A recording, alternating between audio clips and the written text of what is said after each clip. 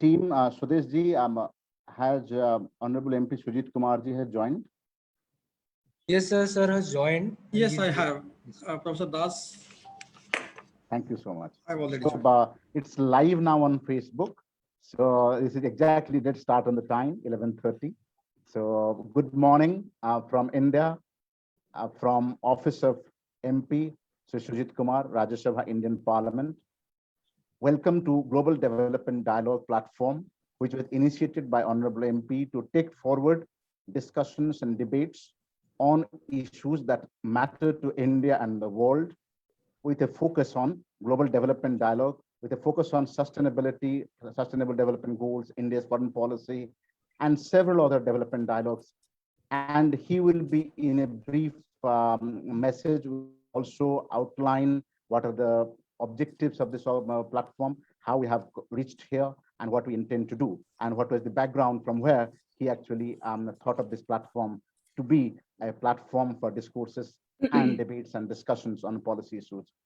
So I'm Professor K.K. Das, on behalf of the MP office, welcoming you all. And I would like to hand it over to Honorable MP Shri Sujit Kumar, and a brief introduction about him. Honorable MP Sujit Kumar is a first-time MP in Rajya Sabha of Indian Parliament, which is the upper house, where he represents Odisha.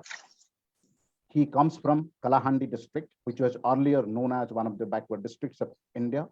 Now, after 20 years of intervention by the current government, it has become one of the best case studies. So Sujit Kumar represents that as his homeland and as his kind of constituency, though he Rajya Sabha wise, he represents entire Odisha and kind of entire India. So he is a graduate from Harvard Kennedy School, a graduate from Oxford Said Business School, and has worked for World Economic Forum in Geneva. Someone who has worked with Chief Minister's office in Odisha as a policy advisor, and has also worked as someone at the Chief Secretary level, Special Development Council head, which looked at 9 specially tribal majority districts for their welfare, development, and integration. So Sujit Kumar, before joining Rajya Sabha, he was the head of the Special Development Council at the level of the Chief Secretary. So may I request Mr. Sujit Kumar to briefly introduce the theme and the topic and intentions behind this series that we're planning on dialogue with our diaspora leadership. Over to Sujit Kumar. Thank you, sir. Thank you. Thank you, Professor Das. Honorable members of Parliament, Ms. Naveena Ramyad, Ms. Kaushaliya Vaghela, Ms. Subhasnee Roy, Mr. Mahend Gungapersad, Professor Biman Prasad, and last but not the least, Dr. Swarup Mishra, who also happens to be from my home state of Odisha. Ladies and gentlemen, good morning or good afternoon, or as we say in India, namaste. Please allow me to express my deepest gratitude to each of you for taking out time, honorable MPs, to share your thoughts with us today.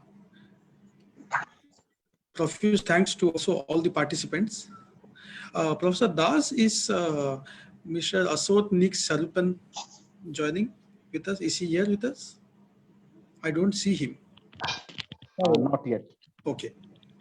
Okay. So at the outset, let me wish you all good health and safety to all the participants, all the honorable MPs in these difficult times.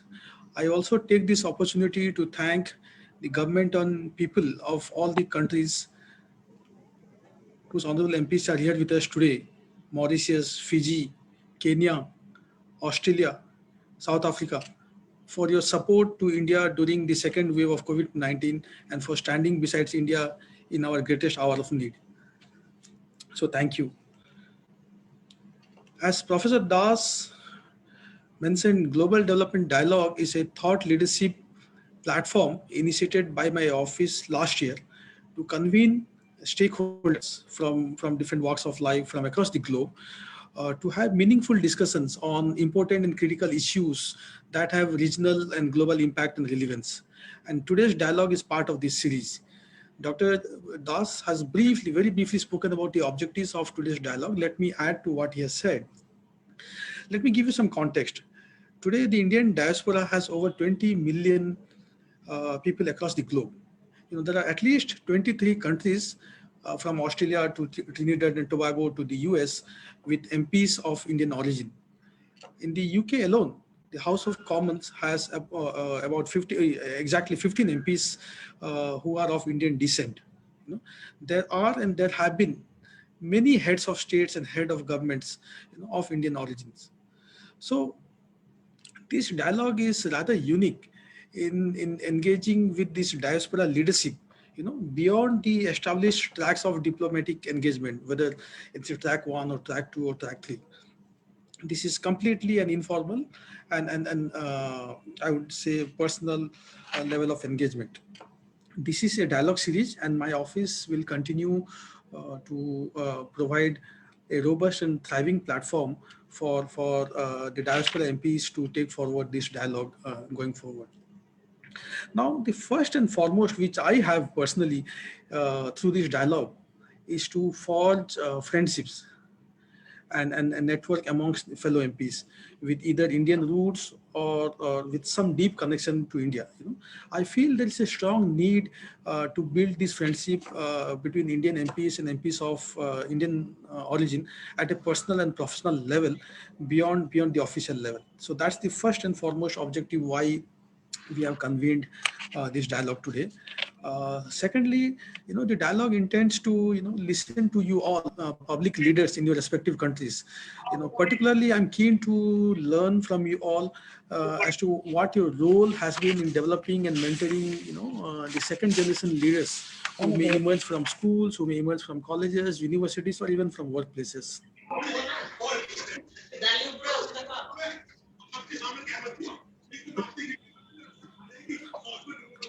Professor Das, could you ask everyone to either mute themselves or get the team to mute everyone except who is speaking?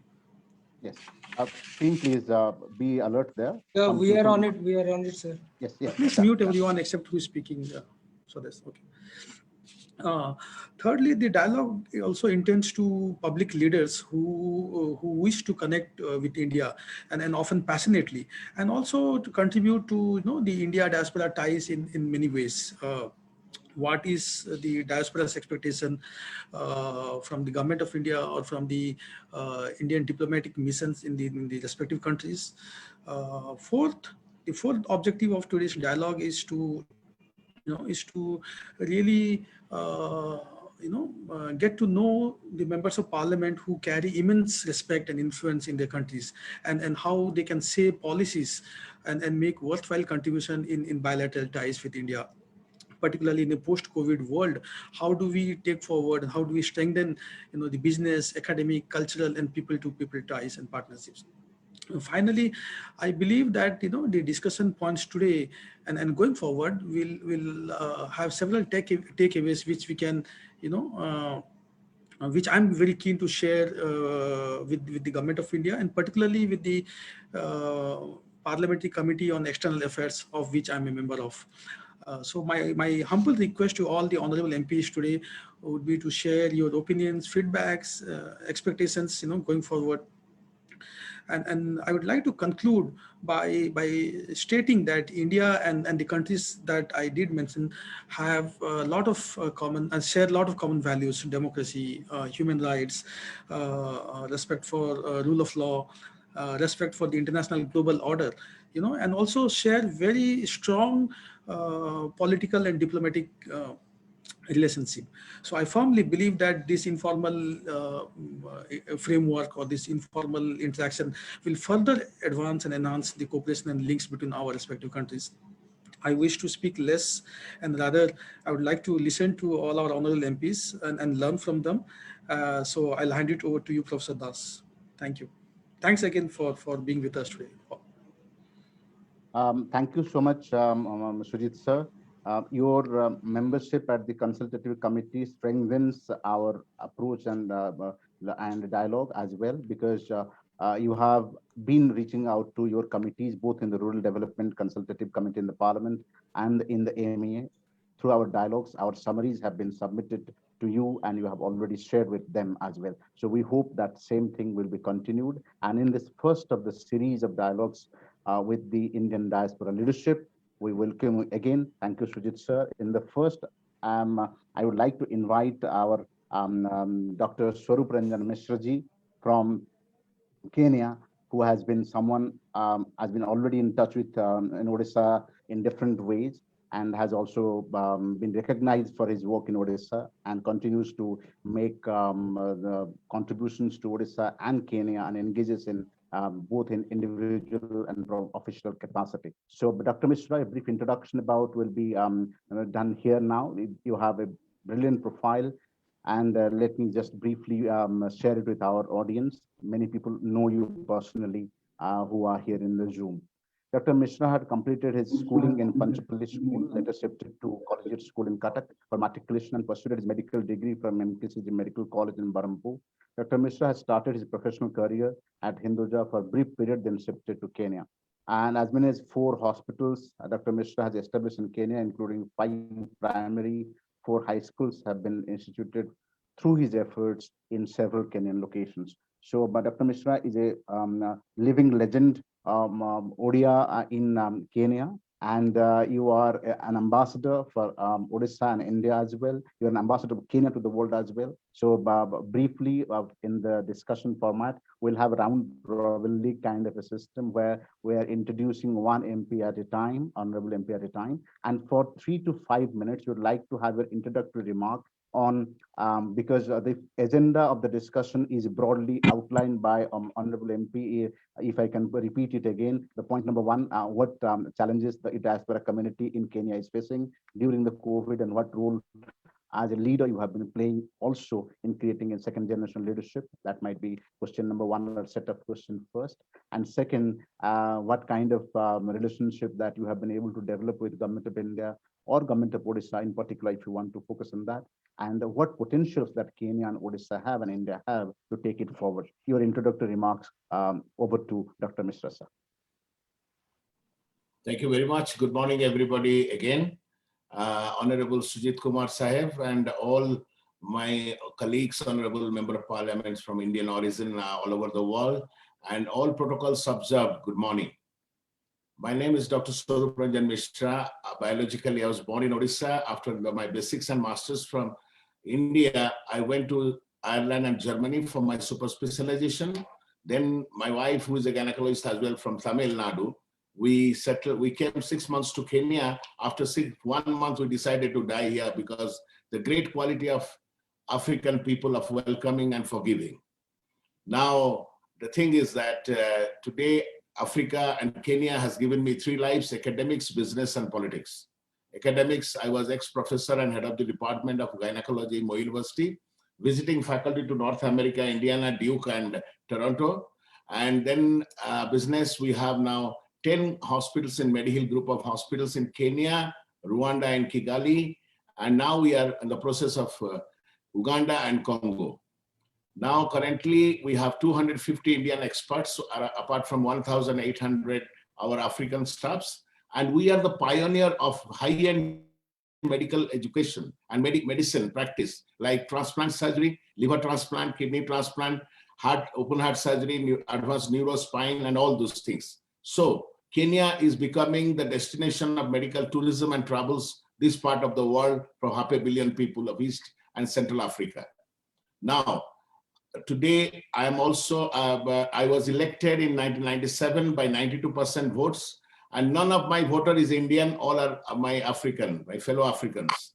And today I'm also selected World Parliament for Peace, which Normandy, France is our headquarter, out of 20 MPs, and Africa have 3 MPs, and we are one of them, and I am in charge of health docket.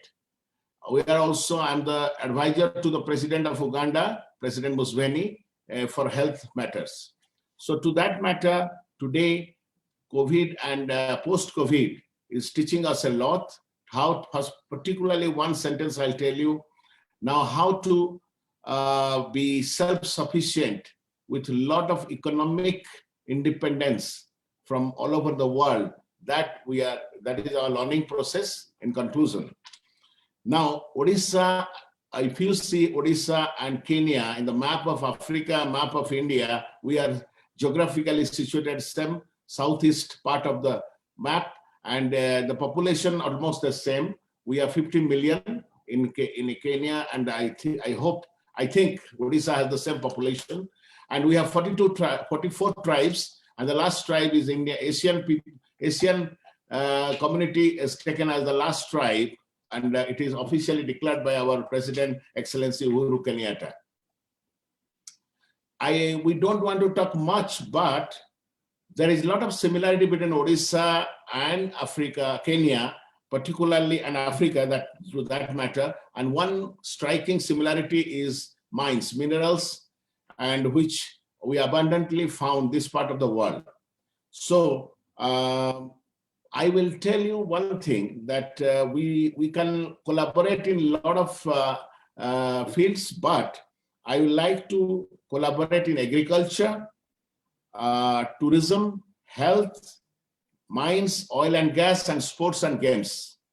As you know, Kenya is one of the leading countries in the world, and which backs 16 to 20 Olympic medals every year, and they are also world leaders in marathon, in all the athletics. We can do a lot of exchange collaboration in a lot of agriculture, that is horticulture, cattle farming, floriculture, and those areas also we can discuss. Then tourism. Tourism is very important, because tourism is totally in the COVID, post-COVID, we are really affected, but Odisha, India, and Kenya can be very good exchange program in tourism, and we can learn from each other. Apart from that, two things I would like to share here: minerals, that is mines, and also oil and gas. Africa is the youngest continent in the world. Today, the way forward is Africa, because 95% of resources is untapped, unexplored, and unexposed. Now, in that connection, if we see that Africa, like my neighboring country, Congo, the other day, the president of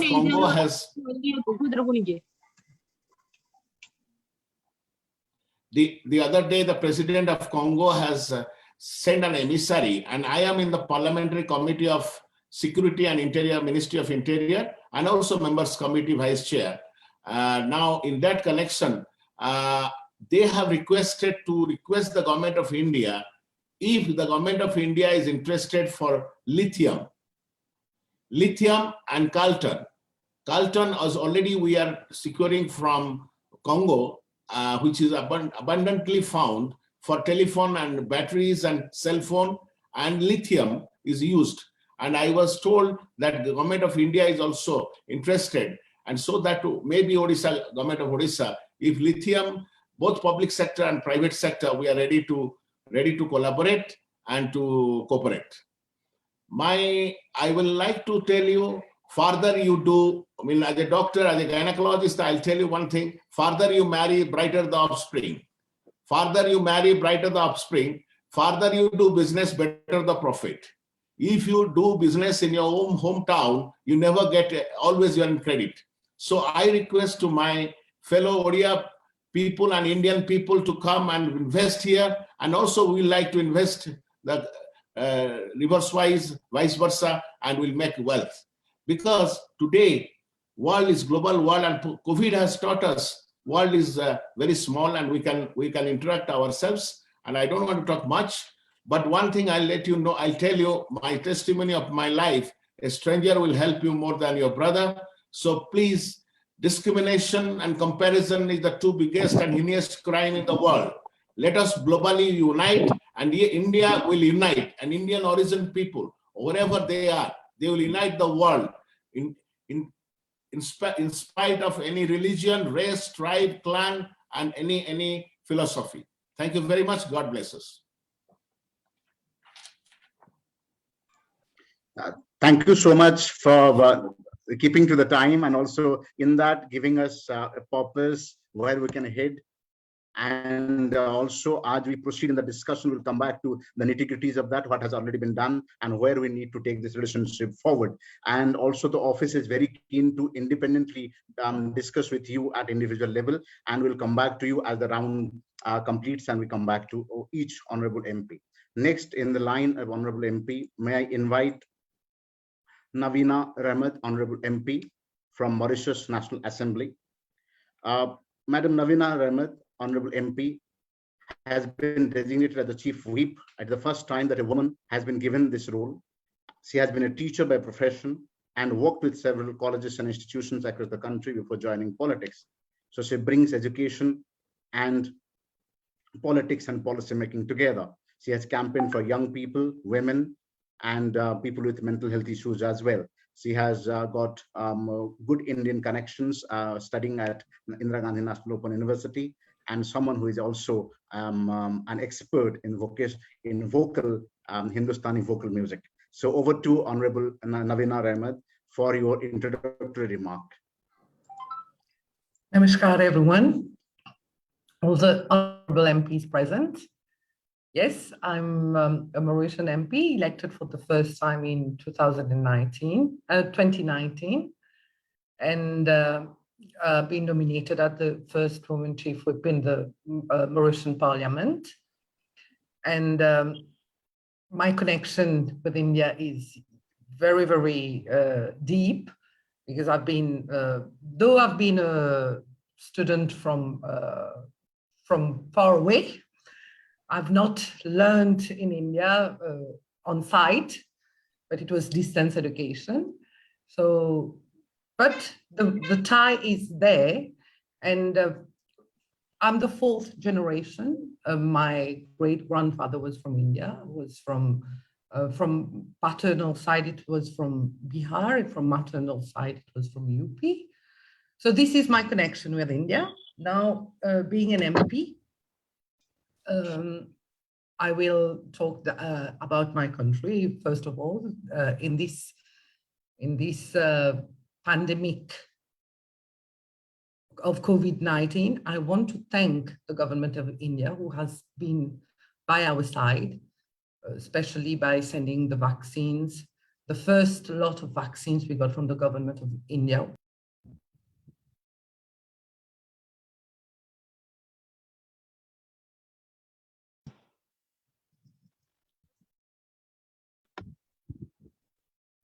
You are on mute, ma'am. Ma'am, you are on mute. Sorry for that. Unmute. Is it fine now? Yes. Yes. Yes. So I was thanking the government of India, because we are now we have a population who has been vaccinated at 40% rate, and the government of India has always the country. We are very lucky. This is why we say.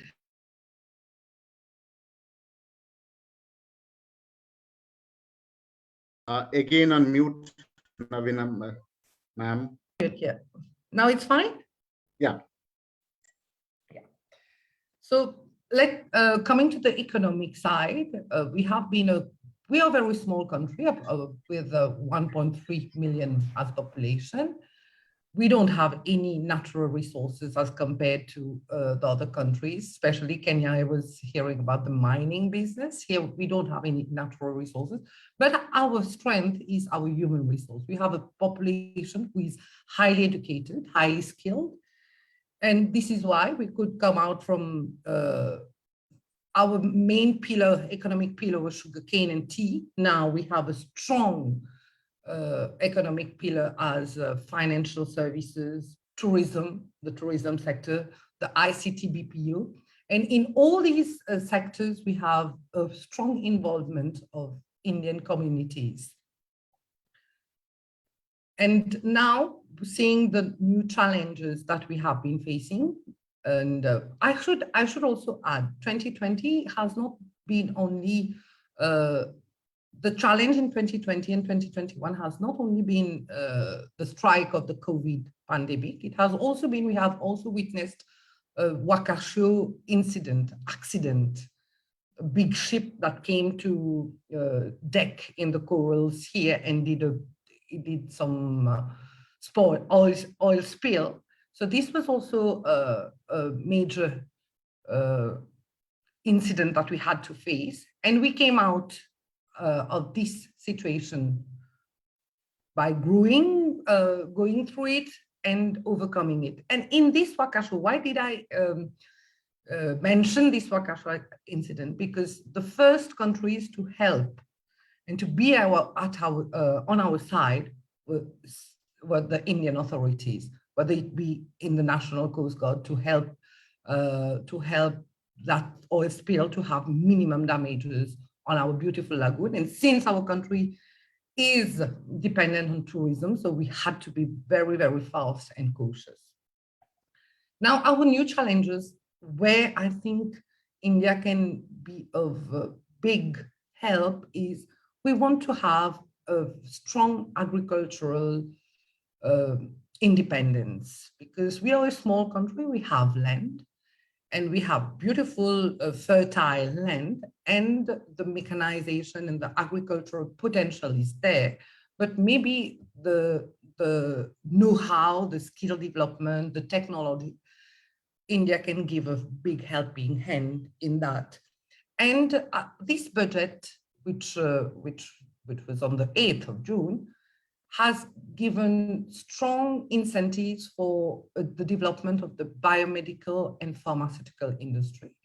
The education hub, while the education hub and biotechnological and pharmaceutical industry is very crucial and very interesting for the country. First, it's the placement of the country on the map, which is a very good connection between Africa, even the Middle East, and all the cooperative arrangement, regional arrangement that we have with the memorandum of understanding with almost all the big countries, which gives us preferential trade agreements. So these are the two pillars that we are really looking into: the agriculture, the biotechnological, pharmaceutical. And we have also to say that Mauritius is one among the rare countries who has been COVID safe during the pandemic for 10 months. We didn't have any case of COVID at all, which was local. We could contain it. And this is why we see the education hub and the pharmaceutical industry may be a very good investment, in the sense that we can manage to being a close-knit population, a closed population, an island with no country bordering for in and out. So it's easier for us to put barriers, airspace barriers and all that. So this is why we think that these are the potential to tap in the future. And another potential that we think the Indian side can really be a partner is the fintech and the artificial intelligence that we want to develop as well, and the green technology. So these are the challenges that we have ahead. We have been standing financially very strong, though in situation of challenges and problems, but we know also that we have very big challenges ahead that we will be able to overcome by regional cooperation and regional ties. This is what I wanted to share with all the friends online. And let me also say that here in the Mauritian Parliament, we are 75% people of our Indian origin who have been elected. So on the government side, we have 75% people, 75% MPs of Indian origin. Thank you. Thank you, Honorable MP Naveena ji. And that is where the discussion we want to take it forward. And here we have invited everyone, and it is also today was a very good in a way that we have got gender balance also, female MPs and male MPs together, bringing different issues. Someone like you who represents issues of women and people who are excluded normally in the policy discourse. Thank you for that introductory remark. We'll come back to you. So next in the line, I will tell that I'm going to request Professor Biman Chandra Prasad then I will request Kaushaliya Vaghela ma'am, then I will request Mahend Gungapersad and then Subhasnee Luchmun Roy. So in this order, and if Honorable Ashok Nik sir is present also, he will be invited at the end. I haven't seen him yet now.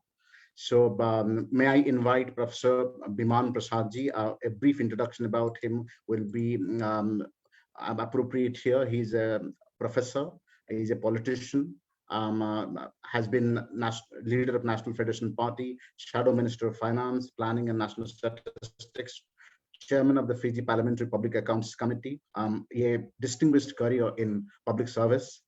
He became a lecturer at the University of the South Pacific, which is considered one of the leading universities in the region, the leading university. He was president of the University of South Pacific Staff Association, head school of economics, and professor of economics and dean of faculty of business and economics, associate editor of Journal of Fijian Studies, editor-in-chief of Journal of Pacific Studies. Professor Prasad has published several books and journal articles, has done consulting and policy work in many regional international platforms and agencies, governments in the South Pacific region and beyond. In April 2014, Professor Prasad resigned as Professor of Economics from the University of South Pacific to pursue a political career. And a fantastic blend of academia, Professor Biman to make his introductory remark. Professor Prasad. Thank you very much for that rather long introduction. I think some of it is probably past me. I'm no longer the Shadow Minister of Finance or the Chairman of the Public Accounts Committee, but I did make a transition from being an academic to a politician, and it's a different world altogether.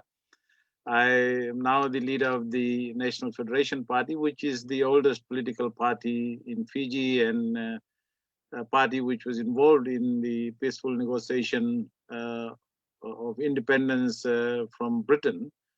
And in fact, our founder leader of the party was actually from India, A.D. Patel, from Gujarat. And so this is the party which is now in opposition. We are a minor party in opposition. One time we were a big party, but now we are a minor party in opposition.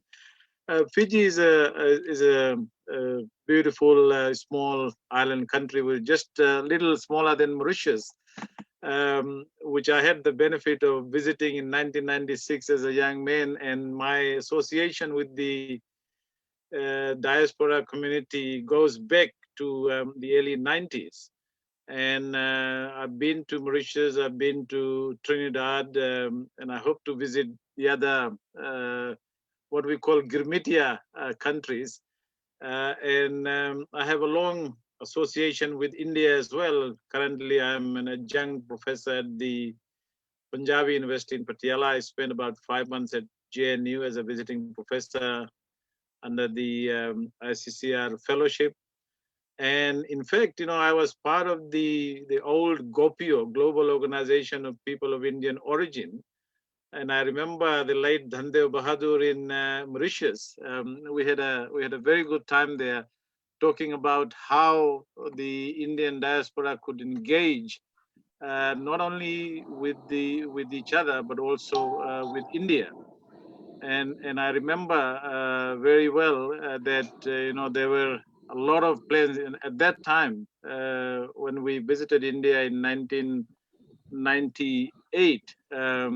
The late Shri Bajpayee ji was the Prime Minister of India, and the Parvasi Divas idea was being embedded around that time. So I'm very pleased to be part of any discussion to see how the leaders within the diaspora community can engage with each other. We have a large diaspora of Fiji Indian diaspora in countries like Australia, New Zealand, Canada, America.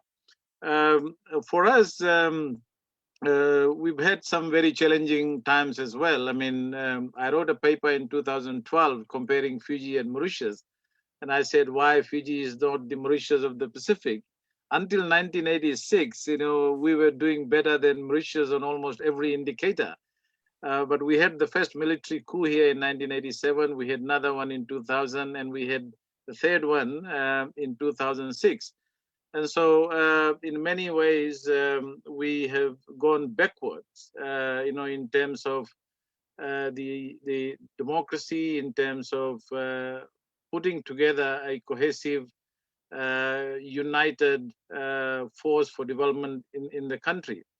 And that is why our association as diaspora community with India is of immense importance. I mean, the global role of India right now conjures images of the largest democracy, freedom of expression, and so on and so forth. So there's a lot to learn from not just India, but democracies where our diaspora are playing a very, very important role. And I'm so happy to see members of parliament, and especially our women MPs, Kaushaliya, Naveena, and Mrs. Roy from Mauritius. Very delighted to see all of you and participate in this forum. I think, as I heard from Kenya and Mauritius, I think we have a very similar economy like Mauritius. I mean, we were dependent on sugar. It's sort of declining very rapidly. We are a tourism-dependent economy now. 40% of our GDP comes from tourism. And that industry has been ravaged by the COVID-19 pandemic.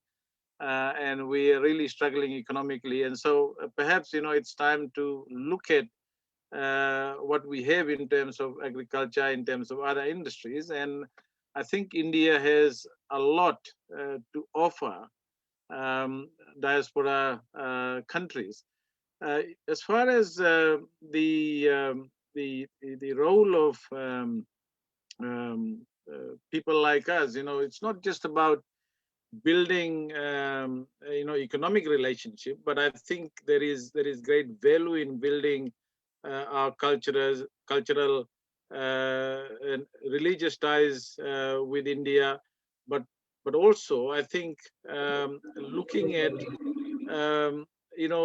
issues of democracy, human rights, freedom, and engaging in a way that we can all build that global platform. We know that democracy generally is on the decline around the world in many ways. And so that's one area where people like us, who are leaders in democracies, can work together and share experiences and ideas as to how we can strengthen democratic institutions, because one of the pillars of good governance, good development strategy, good development paths is the development of good democratic institutions. Secondly, I think there is a lot for us to engage in the area of academia, cultural exchanges. I mean, we have, there's always this division between the diaspora communities, what we call Girmitia communities, diaspora in Mauritius, Trinidad, Guyana, Suriname, Kenya, South Africa. There's a different sort of challenge that these communities have in those countries.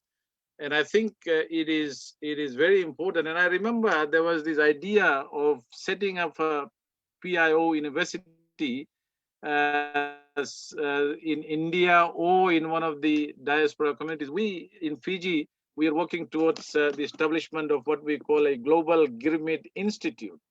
And I think we are already working with people in Mauritius, in Trinidad, in Guyana, and Suriname, and exchanging ideas as to how we can build this institution and bring people together and share the experiences of one another, and building that connection with, of course, India, and learning from each other. So apart from the economic engagement that we can have, I think there are a lot of other areas that we can engage with each other and with India to build that culture of cohesion, that culture of understanding, because every diaspora country in some ways is unique. There are different challenges. We here in Fiji have a very different sort of challenge, in terms of, the whole socio-economic, socio-political environment. And I think there is a good opportunity for us to share those kind of issues as well. I'll stop there, but I'm happy to talk about other issues when we've had other honorable MPs as well. Thank you. Thank you so much, Professor Prasad. In a way, you provided a little bit more perspective that how we can go beyond economics as well. Economics, yes, is a driving force, and it drives both countries in bilateral ties. Apart from that, you identified democracy and cultural ties and academics also being one of those key pillars which can drive. Thank you for those points. And as we move to our next honorable speaker, Madam Kaushaliya Vaghela, we will be introducing Madam Vaghela here. So Kaushaliya Vaghela, ma'am, is one of the few women around the world who represents Indian community. Here in Mauritius, we have found several of them leading Indian communities in the National Assembly. So Madam Kaushaliya Vaghela is an Australian politician. The Honorable MP was born in Jamnagar, Gujarat. She has been a Labour Party member of the Victorian Legislative Council from 2018, representing Western Metropolitan Region, and the first Indian-born member of the Victorian Parliament. Before being elected as the Member of Parliament, Honorable MP Kaushaliya ma'am was a risk and compliance manager, and prior to that, as a scientist, she has worked in the research and diagnostic laboratories as well. So, with education from RMIT and St. Xavier's College, Ahmedabad, she continues to represent Indian issues and fight for them, and also advocate for their causes, both before the government and both at the Victorian level and also at the national and federal level. Over to Madam Kaushaliya Vaghela, Honorable MP. Namaste, everybody. Thank you, Professor Dash, for a very kind and a generous introduction about me. Thank you, Honorable Sujit Kumarji, for organizing this event, and I'm thankful to Global Development Dialogue to give us an opportunity to meet with the parliamentarians from Indian diaspora around the world, and I'm very, very happy to see a few women there as well. It brings a smile on my face. Before I begin, I would like to acknowledge the traditional owners of the land on which I'm sitting today and pay my respects to the elders past, present, and emerging. As it was said in my introduction, I'm the first Indian-born Member of Parliament in Victorian state of Australia, and I'm the first Indian-born Hindu Member of Parliament elected in any parliament in Australia. I'm just a first-generation migrant to Australia.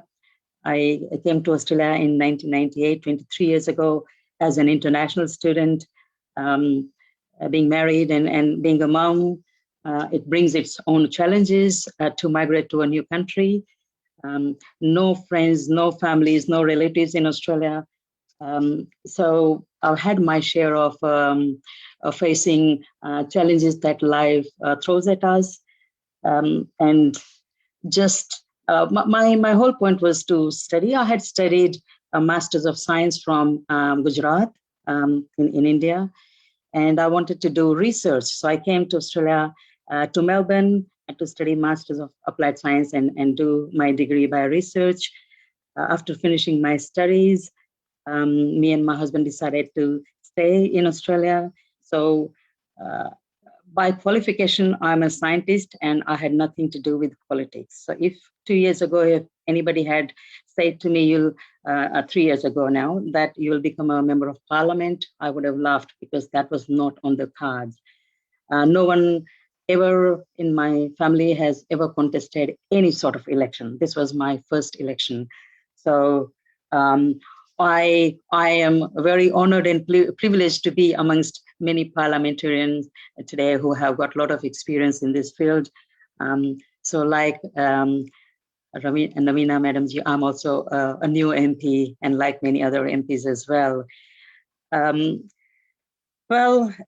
was elected, so I'm the Upper House MP. I'm the state MP. I was elected in November 2018, so it's not 3 years yet.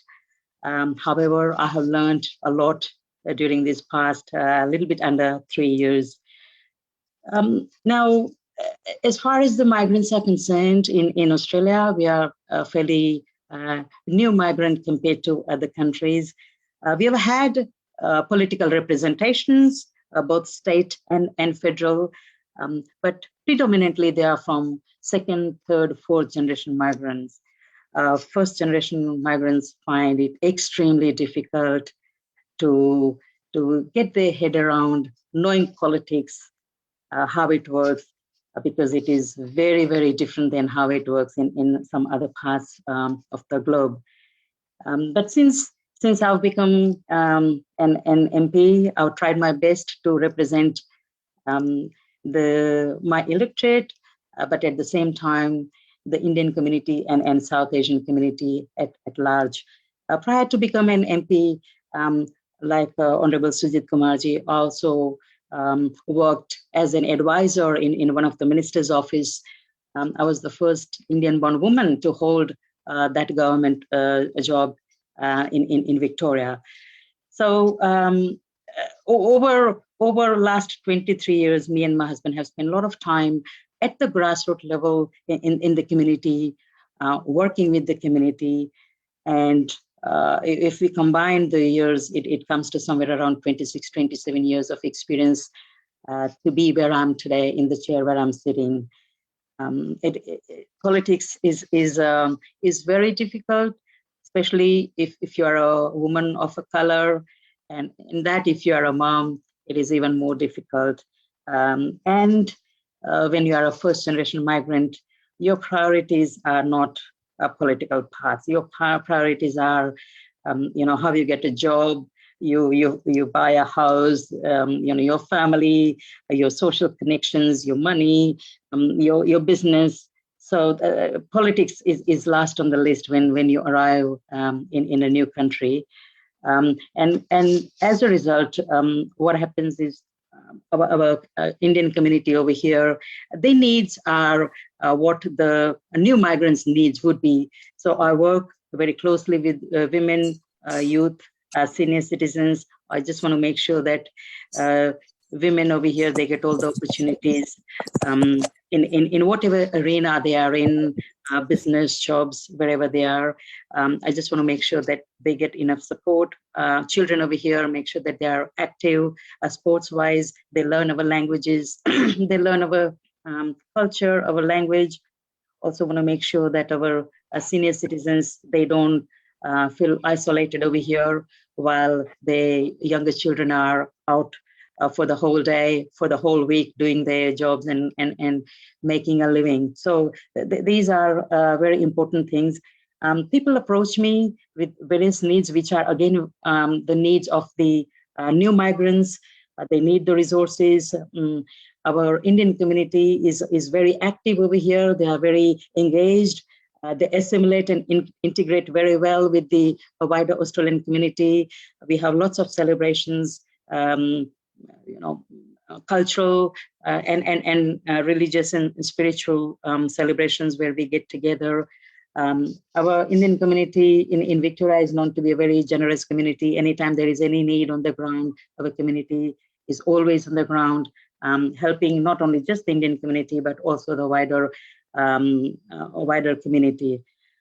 Now, since COVID-19 pandemic came, the issues that are usually faced by new migrant community and particularly Indian community, they changed a little bit because we are very out and, for us, there's always a time of celebration and meeting with each other, and during lockdowns, just to be, in the house, not socializing for, Diwali and Holi and Eid and all those sort of festivals was a bit hard. Schools were shut where the moms and dads who were working, they had to make sure that their children are studying online.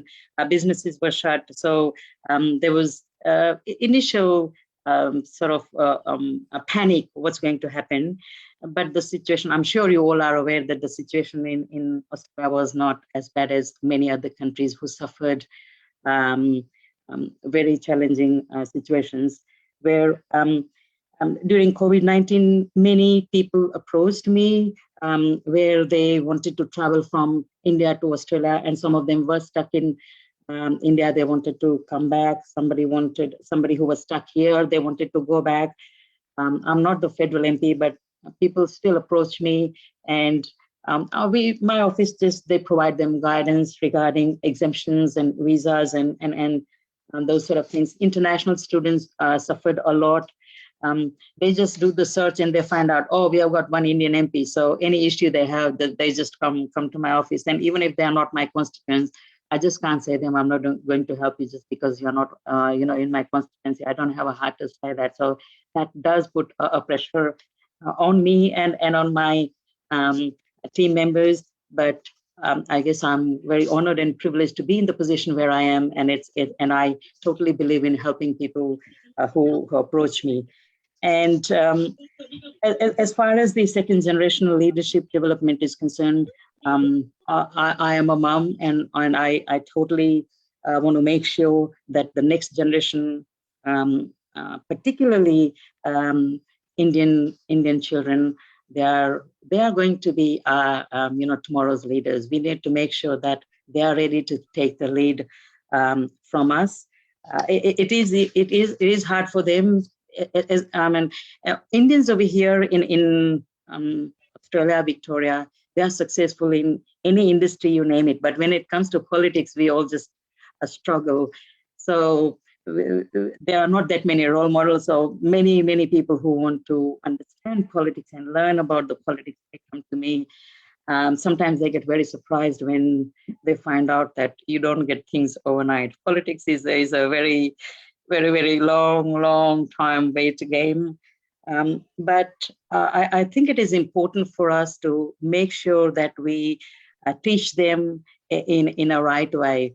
And I personally believe that to be successful in politics, and I'm in Melbourne, Australia, I must absolutely follow the way the politics gets done over here, and also need to make sure that the next generation leaders, they learn it in a right way, because otherwise they'll be going around in circles. They at times don't know what it involves. So I do meet with a lot of young people. I have actually got young people in my office because I think people my age, and I think we have got quite a few people my age today in the event. I think you will be surprised if we just keep our mind open and just see how much we can learn from our youth. They are very talented. And I've got many young people in my office, and they are learning from me. I'm learning from them, but they are learning. I'm learning other skills from them, and I'm sure we all would know that as far as the technological skills go, we all lag behind compared to our youth. But as far as the political, knowledge is concerned, they learn from me. I explain to them, and they see me as well. So whoever approaches me, and I'm quite hopeful for a few of the people that I'm mentoring. Very smart young people, and I've got a lot of hopes from them, and I can see that they are going to be tomorrow's leaders, and they will be doing a great things globally. I hope I'm not talking too much, because I can just go on and on and on, but I'm just going to end yes, by saying, we'll come back to you for the second round also. We'll come back. Yeah, because I don't want to take too much time, so I'll come back. Thank you. So thank you, Kaushaliya ma'am, for giving that, sharing that personal touch that you are doing at your own level, at your community level, at the level of the Victorian state, at the level of the federal Australian country level. And thank you for encouraging Indians, and also going beyond Indians and giving a message of multiculturalism and unity, all doing that, and especially focusing on women and children. Thank you for that extended discussion on what individually you are doing at your level. And for those reasons, you continue to inspire people like you, continue to inspire people in India and also and beyond. So may I invite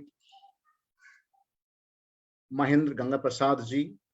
Dr. Mahend Gungapersad ji is an academic who is an educationist, who has studied language, linguistics, and has an Indian connection in Delhi University, and had studied MBA and has done doctorate in education, has been a lecturer in Middlesex University, and a reputed author, someone who brings in academia and politics and public policy together. May I invite Honorable MP Mahend Gungapersad ji for your introductory remarks.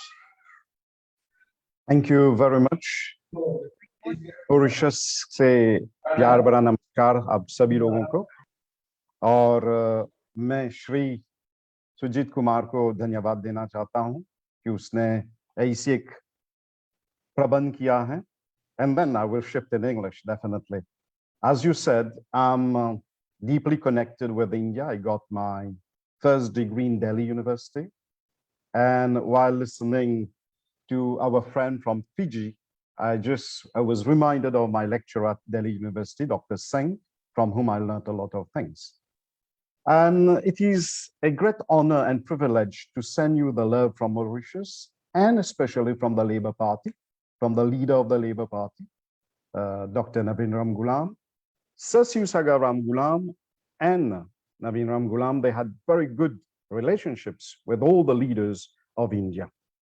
Now, it's a pleasure, as you introduce me, it's a pleasure as someone from the academia to talk with people of Indian origin. And I find that we are very much connected. Fortunately, we have the Apravasi Diwas, which is very often held in India. And we also have the group of people of Indian origin, which keeps us connected. But after listening to Dr. Mishra and after listening to Honorable Kaushaliya, we feel that we can further strengthen our ties, not only with India, but among the diaspora. My colleague from Mauritius, Honorable Ramyad, talk about a lot of issues. Soon you will hear the other colleague, Honorable Luchmun. She's going to give you her perspective. But I would like to place on record the ties that we have with India. And this reminds me of one saying of Sri Vajpayee ji, when once he came to Mauritius, he said, "Aap kabhi bhi mushkil mein honge, to bas awaaz dena, aur Bharat aapke saath hoga." And I feel it is true. Whenever we have been in trouble, India has always been there, whether it is in the field of economic development, whether it is in the field of education, whether it is in the field of culture, tourism, you name it, India has its imprints in Mauritius. And for that, we owe it to the government and people of India. India has not forgotten the people of the diaspora. Wherever we are, we feel this connection, we feel this love from India. And that is why we are grateful to India and people of Indian origin, wherever they are, because our reality is moreover the same. As we say, Vasudeva Kutumbakam, the whole world, all right? We are one. And COVID-19 has further highlighted the generosity, how India is always there to help. And we are grateful to India for everything that it has done, is doing, and will be doing for small island states like Mauritius. And through this medium, I would like to thank the government and people of India. Now, we also have to see how we can further strengthen our networking, our relationships, so that post-COVID, we need to build a new world. A new world order is coming. How we can build on sustainable development, how we can lay the basement for sustainable economic recovery for one and all. As Dr. Mishra said, we need to learn to live together because we don't believe in discrimination. We don't believe in leaving someone behind. We believe that in togetherness there is a strength. एक के भला हर सभी का भला होना चाहिए, बस एक का नहीं.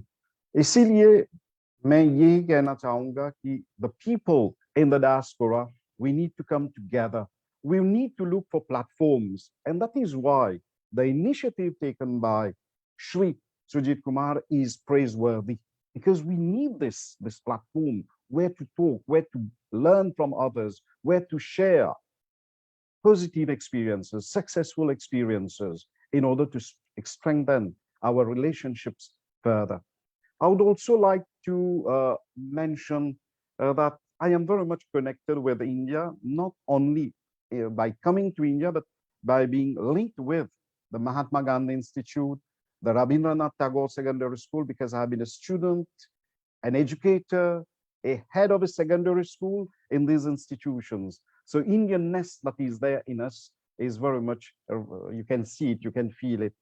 And I also want, in the days to come, in the month to come, to strengthen the Labour Party relationship with the government of India, with people in the diaspora, so that there is a better dialogue. Because today, the Labour Party is in the opposition.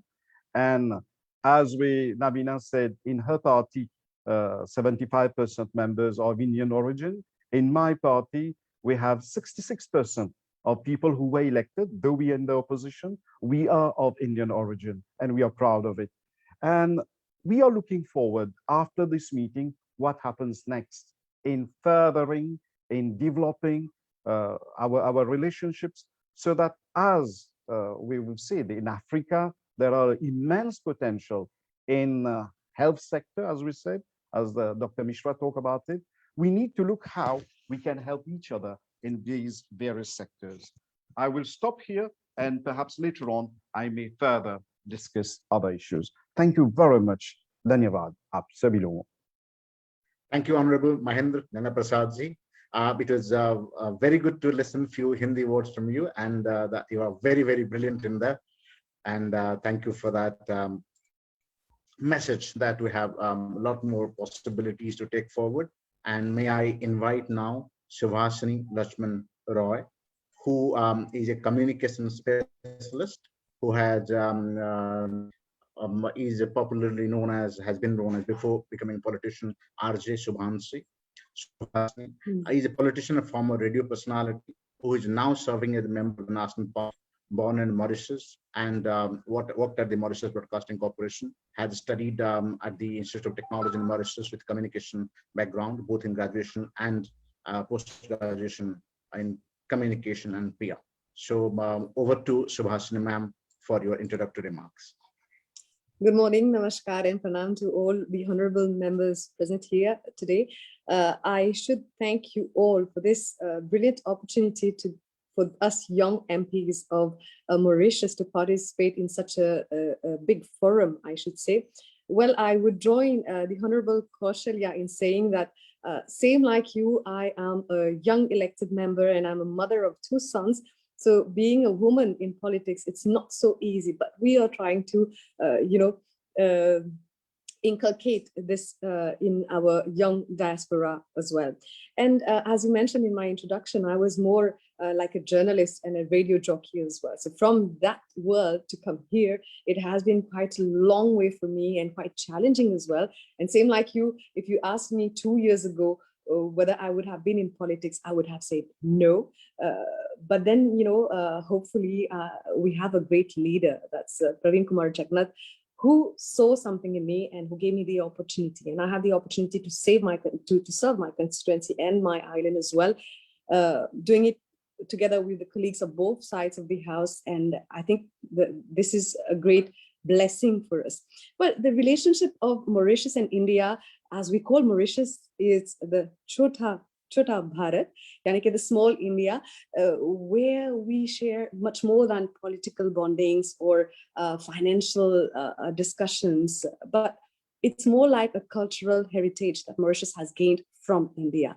So ye jo sabhyata hai, ye jo culture hai na, is very important for us Mauritians, and this is what I look forward from India, kyunki in a global world where you can see people are connected on their mobile phones, being inspired by international songs or other types of music. But I think India has something very special, and this is what's helping, whether it's me, whether it's Honorable Ramyad, whether it's Honorable Gungapersad ji, to pave our way in the Parliament. It's our culture, our root that's from India. That is, वो जो सभ्यता है, वो जो respect है, वो जो special thing है in Indian original people. So I think we have it like something over and above all our other colleagues, I would say. So I think it is something which binds us. As I said, it's like, being the Chota Bharat, jahan par India has always helped Mauritius, whether it's post-COVID or whether it's during the pandemic itself. Well, I should say that India has been a blessing for Mauritius, and the ties of Mauritius and India has been based since long back. It's not only from Sir Anirudh Jagannath ji, Sir Susagar Ramgulam ji, but it's continuing from generation to generation. And as a young elected member, I look forward to really share this bonding with all the Indian origin diaspora.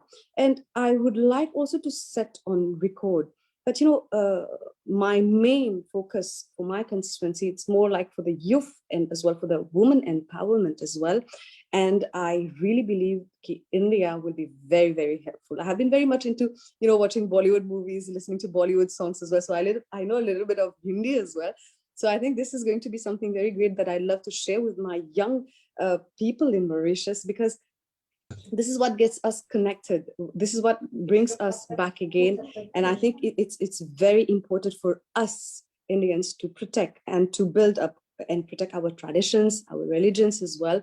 And I think this forum will help us to bring together all our different ideas. I have been part of some events as well.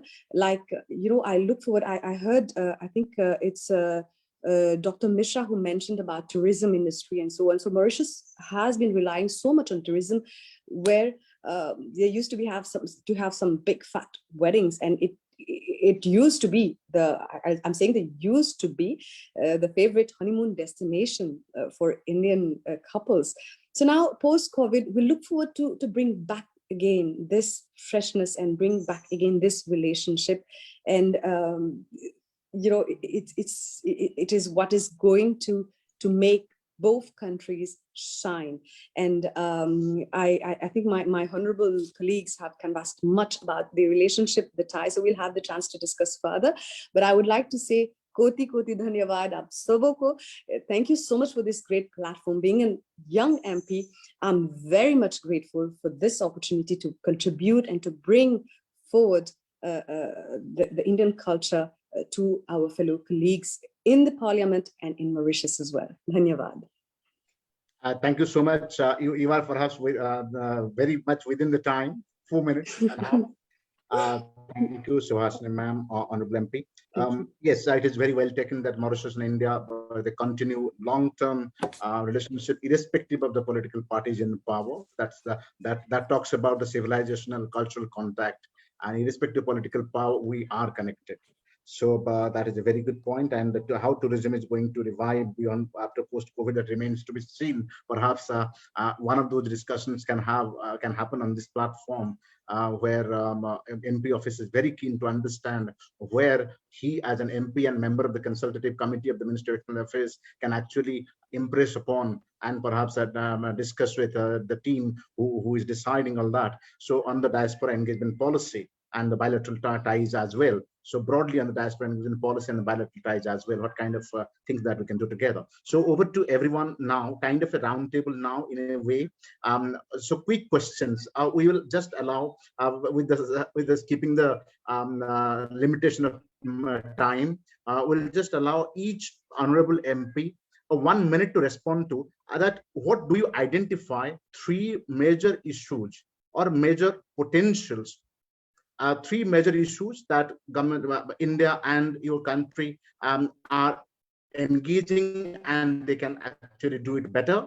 And where do you see the 3 potentials that has not been tapped yet, untapped? So if can you 30 seconds for 3 already doing well, if you have that already understanding. We do not need data as such. What is the bilateral ties? What is the trade volume? Or what are the key items? Or kind of what are the things that you think that needs to be done, where you can put it your effort, and perhaps and also collaborate with our MP office in taking that forward. So I will again go back to our original schedule, original sequence.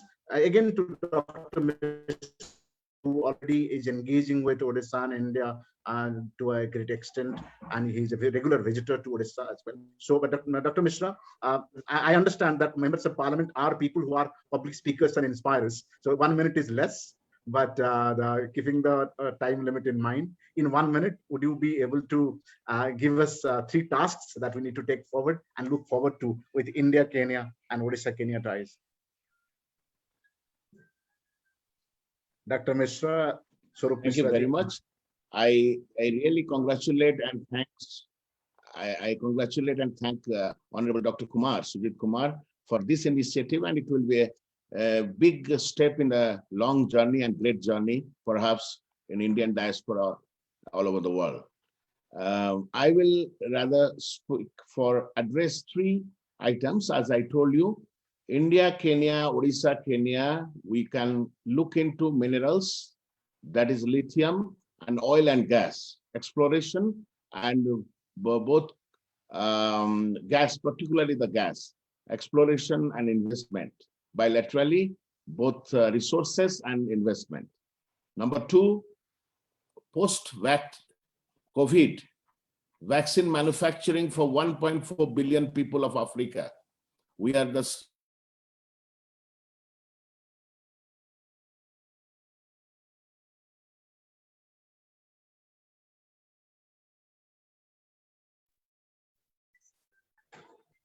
Dr. Mishra, there is some lag in the audio.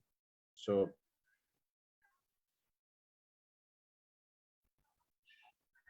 Dr. Mishra, are we audible to you?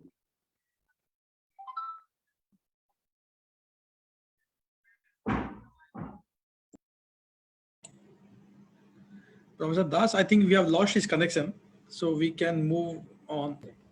Yeah. And whenever Right. he's back, we can have him. Right. Honorable Naveena, ma'am.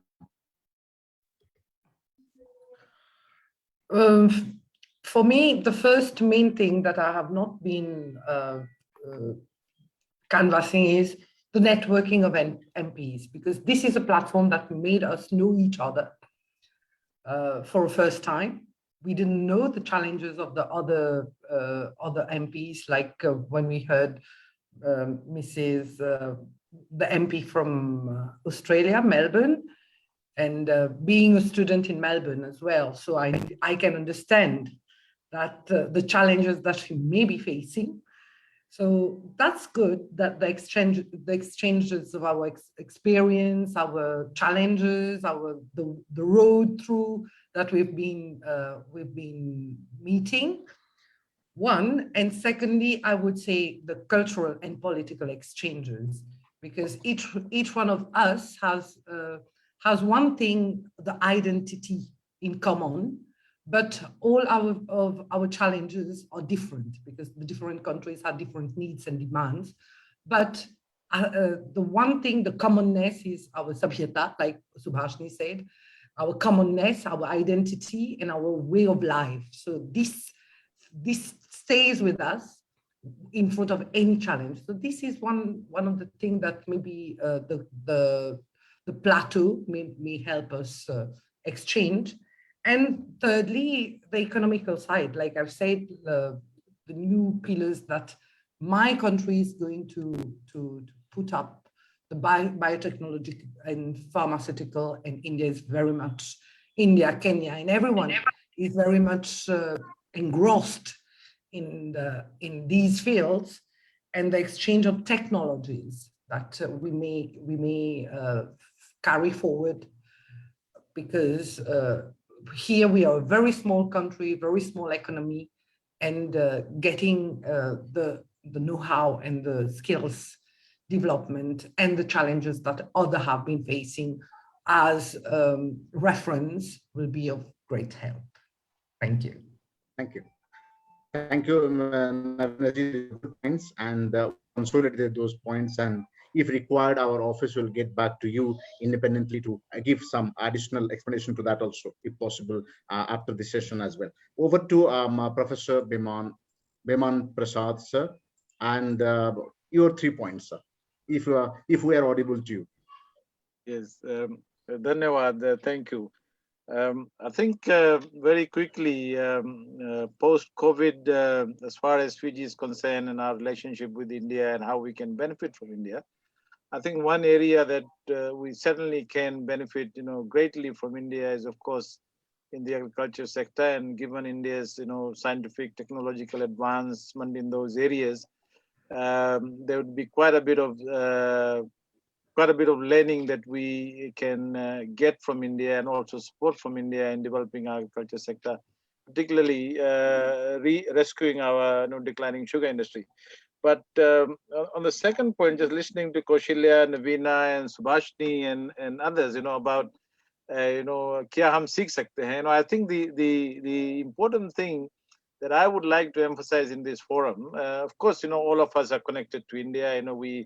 We have this great relationship, and I know that Prime Minister of India, Shri Narendra Modi ji, visited Fiji in 2014. Just when I had become an MP, and he's been working very hard, and the Indian government has been working very hard to build relationship not only with Fiji but all the other Pacific Island countries. And I think we had one summit here in Fiji and the other one in India.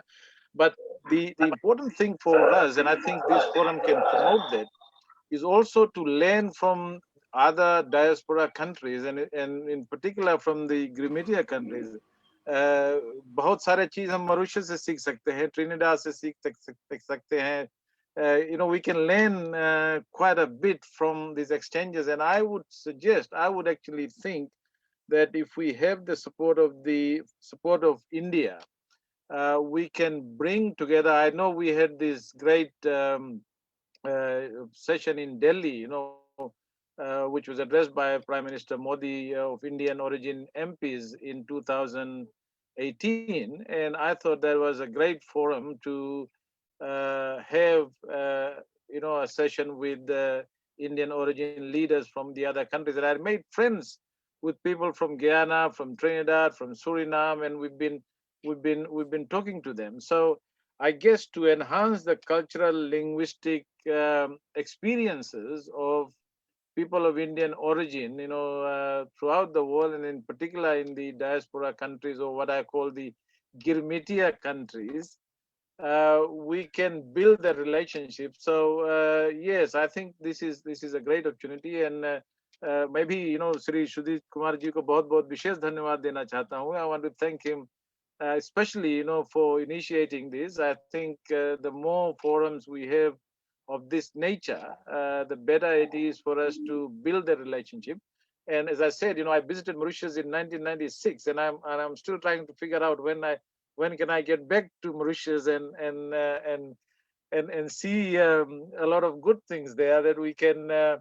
So it's great to see you guys from Mauritius, all three of you. And I remember meeting Prime Minister Naveen Ram Ghulam in 1996 in his office, and I was very, very impressed with the way in which Mauritius was conducting. And I actually wrote a paper. I said earlier why Fiji is not the Mauritius of the Pacific, and there's so much written about Mauritius' success story. Democracy, its governance, its economic policies, its cultural. The Bhojpuri that you have developed as a language. Probably. In the only country in the world in a way that perhaps you don't have in some parts of India. So there is this great opportunity for us to learn from each other and connect with each other. And because we are connected culturally, linguistically, religiously as well, to a large extent, I think that can evolve into more economic, political opportunities as well. I mean, Fiji is a beautiful country. We would like people from Mauritius to come and have a holiday in Fiji, instead of enjoying the beaches in Mauritius all the time, enjoy the beaches in Fiji, So that's a kind of, relationship we would want to build. And I think this is a great opportunity for us to advance those kind of discussions. Thank you very much. Aap sabhi ko bahut vishesh dhanyawad. Thank you so much for not only talking about India, but talking about Indians everywhere and how they can connect amongst themselves. So that would be an interesting paper to read what you wrote on why Fiji is not the Mauritius of the Pacific. Right. So thank you, Professor Biman Prasad. May I invite Kaushaliya Vaghela ji to talk about 3 important issues that you identify, whether this forum or India, Victoria, or Victoria, Australia, India can take it forward, and where do you see you can make a contribution like that also? So kind of a minute for you. Thank you. Hinting kind of a minute, that says a lot. I've lived for longer in India than I've lived in Australia. My parents are still there. All my family members are still back home in India. So I'm very well connected to India. And as a result, I would want the Australian-Indian bilateral relationship go beyond 3 Cs, which is Curry, cricket, and Commonwealth. And another C, COVID, has given us the opportunity to maybe now, do something at a global level, because the COVID-19 pandemic is a health issue. It cannot be solved in isolation. And I think the global issue has to be resolved working in a global partnership with other countries. And as a result, our first thing that I would highlight is health. The other is services. Of course, we have the biggest number of international education. You all know international students coming from India and China. So it is a bit hard right now due to lockdown and bans on travel. But that's the other thing we might have to work out, which is the best way to do in case if a COVID-19 pandemic doesn't leave for next few years. We need to come up with some sort of alternatives. And a third thing would be to connect. I think it's about technology and artificial intelligence.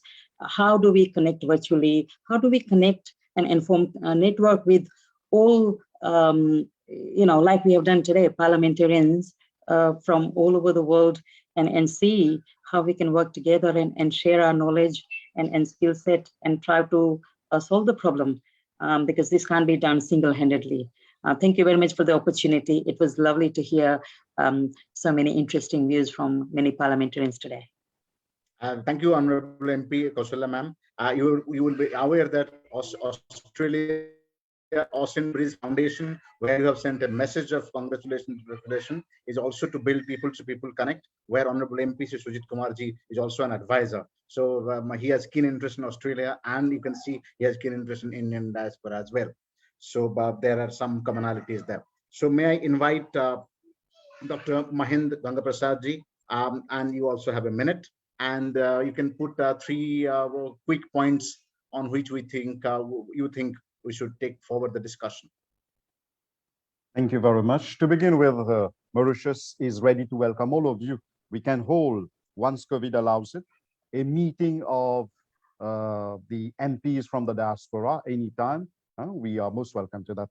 3 items. I will focus on education, I will focus on health, and I will focus on security. Education, the scholarships that are offered by Indian Council for Cultural Relations. If the nature of the form of these scholarships could widen and integrate new sectors that are emerging today, which will help Mauritian students later on to come and help in the economic development of the country. Coming to health sector, I am making a request to the Indian government and to the other diasporas. If inoperable patients of Mauritius could get the services in your respective countries, that would be a great thing. And also to develop further ties in pharmaceutical products so that we can benefit from it, just like the vaccines produced by India. And third, security. Mauritius is surrounded by ocean, by sea. If we could have marine security in terms of training of our further training, more training and resources to help us protect our territory. And these are the three things I think we need to focus. Thank you very much. Thank you so much for being very, very sharp to the point. May I request Honorable Subhasnee ji for your 3 quick points? Okay, my 3 quick points have already been canvassed by Honorable Ramyad and Honorable Gungapersad, but I'd like to add to it the tourism sector also will need the ashirwad, the blessings of India. So we look forward to maybe not only with India, but also Australia or other part, Fiji, why not? So we look forward to collaborating with the world as globally so that we can make it happen. As the Honorable Kaushaliya ji mentioned, ये जो COVID है ना, it's not only one country which is fighting, but it's the whole nation, the world is fighting. So I think we have to join forces together and help each other. And I would just add one point, which I think we all have a duty towards, whether it's India or towards our culture, it's preserving what's essential to us. It's our roots. So maybe if we could work together, maybe bridging the gaps that we have and bringing this unity together in getting back to our holy scriptures, like our Ramcharitmanas, Ramayana competitions or something like that, where we can bring back again our younger generation to the language of Hindi, to Bhojpuri, to Sanskrit as well. So I think this is going to be a very, very positive approach towards the post-pandemic as well, where we're all limited to English, or hopefully here in Mauritius we speak French as well. But I think bringing some other language like Sanskrit could be very positive for us. So we look forward to collaborating with the diaspora. Thank you. Thank you so much. This completes a round. So before we go to Honorable MP Sir for his comments and his discussion points, may I invite Professor Sadanand Sahu, who is the professor at Indira Gandhi National Open University and is the founder of Global Research Forum for Diaspora and Transnationalism. I have been a founding member of that organization as well. So I'm very happy that Professor Sadanand Sahu has found time to join. So Professor Sadanand Sahu, your brief comment or a question if you have any, and also to whom you want, who you want you to respond to your question. Thank you, Dr. Kamala, and also thank you, Sir Sujit Sir, for organizing such a wonderful conversation. And I thank all the honorable MPs from different countries. In fact, we have been working, I have been working since last 25 years on diaspora engagement. And I know Professor Biman, Prasad, and many others, they have come to our forum. So one thing I just want to mention, Indian diaspora, they are unparalleled compared to any other diaspora so far as cultural, social connectivity is concerned. Even they are better than Chinese diaspora. Even if we see pre-independence time, they are the people who actually made the contribution to, eradicate this anti-colonialism. They are the forefront of the anti-colonialism that led to independence of many countries. And after independence, if we see there is a mutual relation, Indians, they have gone, they build America, they build, many other countries. And vice versa, if we see in Indian institution, IIT and all, IT revolution, this is again diaspora contribution. So how to keep this diaspora relationship very sustainable? This is a question because many times we make all, there is a longing, belonging, and everybody, all the, if I see the smile, I can see the smile, the warmth, the kind of, emotion expressed by all our honorable MPs from different countries, how to keep that alive, and that is more important. When I compare with Chinese diaspora is very successful so far as the economy is concerned.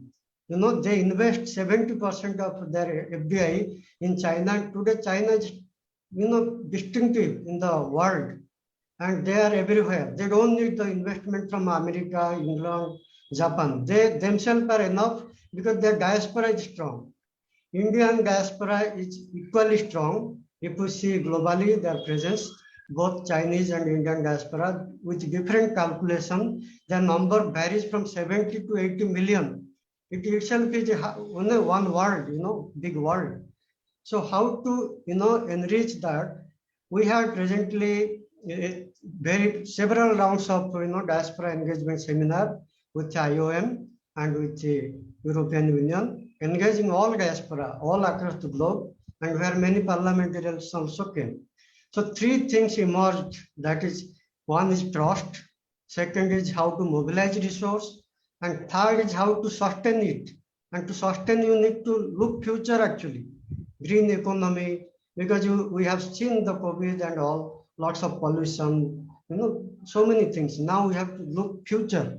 So all these things, what I feel, there is many things to be done. It is very good to see people coming and showing so many things you can do. After the webinar, we may forget how to make it, institutionalized, important. Maybe Honorable our MP Sujit Kumar sir, he has made a foundation, but how to take it forward? I think some of the best practices are already available, and we are also learning from each diaspora. I personally am also coordinating several projects where we are learning how to, Indian diaspora receives, gives highest, remittance in the world, $80+ billion. How to make this, bringing transformative change in the rural economy. If you see, again, Indian diaspora is skill-wise one of the very powerful, community. They support NASA in USA. The USA, healthcare system can collapse if Indian doctors, the physicians come back. Same with London, same with everywhere. But how to make this skill, important for India? India actually, you see the history of India post-independence. Lots of knowledge, reverse knowledge came. That's how you can see IIT, IIM. These are all reverse brain. Professor Sahu, I think Professor Sahu, your concern is well articulated. Yes, I think I just one second. I urge our NP Sujit Kumar sir to create some institutional platform engaging diaspora, because unless you have institutions, nothing will sustain. And that is where my point. I'll stop here. Thank you for that little extended concern sharing, and someone working for more than 2 decades in the field. Yes, we understand your the nuances in the engagement with the broader diaspora. Thank you for bringing that nuance and that academic insight, also policy insight as well. So, and one of the initiative of Honorable MP Sujit Kumar has been to look forward to create institutionalize the process and how to engage with that both at the government level and also beyond government level. So this is a non-government, you can say, beyond the diplomatic engagement. It is not track 1, track 2, or track 3. So going beyond there, and Sujit Kumarji is absolutely keen on taking forward this at the institutional level, and we'll definitely get back to you if we need any academic policy and support as well. So you are on board. Thank you, Professor Sahu, for your insightful comment there. So over to Honorable MP Sujit Kumar sir. If you have any questions, queries, concerns, and takeaways from here, and would like to engage with your fellow members of Parliament from different countries who have kindly consented to grace this platform here today, it will be a great occasion to hear from you for a few minutes, and then we will say thank you to everyone till we meet next time very soon. Over to Sujit Kumar sir, Honorable MP sir. Thank you, Professor Das. Wow, this has been such an insightful session. This has been really, truly a very insightful and learning session for me particularly, and I'm sure all the participants would agree to what I'm saying. At the beginning of my remarks, I had mentioned that one of the key goal and objective of this platform is to forge friendship amongst fellow MPs in the diaspora, and also build, a strong network of MPs of Indian origin. And as Naveena ji was mentioning in her concluding remarks, this is precisely what the platform is going to concentrate on going forward. Beyond the official engagement and beyond the diplomatic channels, I think this informal platform is going to provide a huge opportunity for MPs in the diaspora to go beyond the 3 Cs, as Honorable MP Kaushaliya ji spoke about the curry, cricket, and Commonwealth. I'm so glad to see 3 women MPs of Indian descent. And as someone was mentioning, politics is such a difficult terrain, particularly for women. I think it was Subhasnee ji. But it gives us immense pride to see MPs of Indian origin doing so well in their respective countries, and it is true that there are not many role models in politics abroad. We have successful entrepreneurs, we have successful academics, and we have successful Indians in every walks of life, but less so in politics. So I think your example, you will be true role models for people of your countries to excel in politics as well. I think all of us, or all the fellow MPs spoke, or all our guests spoke of the sense of pride in Indianness, in the Indian roots, Indian culture, Indian heritage, Indian identity, Indian way of life. I think this is the strongest glue for all of us. This belief in togetherness. This, I think, is going to strengthen the partnership, irrespective of the political party you belong to. I think this is going to strengthen the relationship of your government and people of your country with Indian people in the Indian government. And I think this forum is going to play a big role, and it's a big step in the journey of this India and the Diaspora Connect. And definitely exchange of culture, exchange of economic and technological cooperation are other aspects that were discussed, and I would be definitely taking it to the parliamentary committee, of which I'm a member. I would be requesting my office to consolidate the inputs, the views that has emerged from our guest today, and will be shared with Government of India.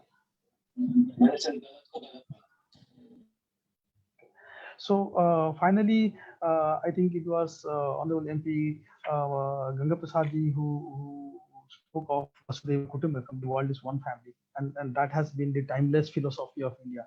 So with that, I thank you all again for sparing your time, for your wonderful gift, your input, your valuable feedback, and this is just the beginning. I reiterate that this is not the end of conversation. This is not the end of the friendship. In fact, this is the beginning of our friendship and the powerful network that I can envisage.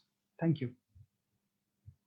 Thank you, Honorable MP. I'll come back to Dr. Mishra in a second. Dr. Mishra has raised his hand to say something. What Honorable MP Sujit Kumar was making point is that this is first of the series 1, and some suggestions on the online has come that why don't you do one country specific, for example, one Mauritius, one Fiji. So maybe we can consider that as well in the times to come. Focusing on one, and they are suggesting why don't you invite the Minister of External Affairs people who are looking into diaspora engagement policy and also other investment opportunities and all that. So taking forward, we would submit this to MP office, the suggestions by our viewers who are watching this on Facebook, and they are engaging extensively there as well.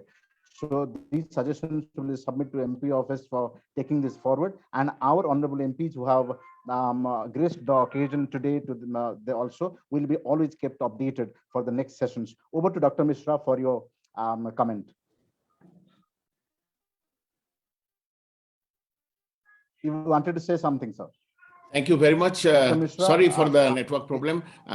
Should we make a e-group or a WhatsApp group so that we can communicate? We have 135 MPs, Indian origin all over the world.